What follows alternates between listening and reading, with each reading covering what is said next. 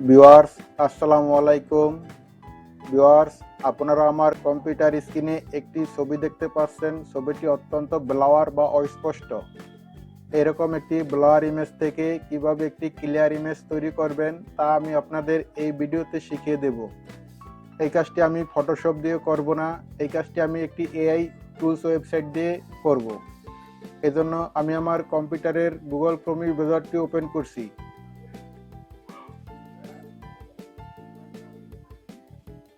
Google Chrome ব্রাউজারটি open করে type করছি blur image to clear image. Blur image to clear image লিখে search করার সাথে সাথে এখানে অনেকগুলো ওয়েবসাইট শো করলো। এর ভিতরে কিছু ওয়েবসাইট রয়েছে পেইড এবং কিছু ওয়েবসাইট রয়েছে ফ্রি।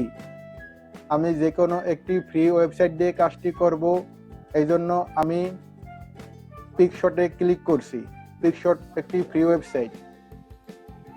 ক্লিক করার পরে আমার ওয়েবসাইটটি ওপেন হয়েছে। এখন এর ডান দিকে রয়েছে log in option. Log in option কি? আমরা যদি আমাদের জিমেল আইডি দিয়ে এটিকে লগ ইন করে নেই তাহলে এক্সট্রা অনেক ফিচার পাবো। তবে আমি এখন এটি লগ ইন করবো না। আমি আমার কাজটি করার জন্য নিচের দিকে ব্রাউজ অপশন রয়েছে, আমি ব্রাউজে ক্লিক করলাম। ব্রাউজে ক্লিক করার পরে আমার ডেস্কটপে সেভকৃত ব্লার ইমেজটি এখানে ওপেন করে দিলাম। ওপেন করার পরে এখানে আমার ছবিটি ব্লার থেকে ক্লিয়ার হওয়ার জন্য প্রসেসিং হচ্ছে। আমরা একটু অপেক্ষা করব। দেখুন, মাত্র কয়েক সেকেন্ড অপেক্ষা করার পরে আমার ব্লার ইমেজ থেকে একটি ক্লিয়ার ইমেজ কনভার্ট হলো। এখন আমার কাজ হচ্ছে আমি ছবিটিকে ডাউনলোড করব। ডাউনলোড করার জন্য নিচের দিকে ডাউনলোড অপশন রয়েছে, আমি ডাউনলোড অপশনে ক্লিক করছি।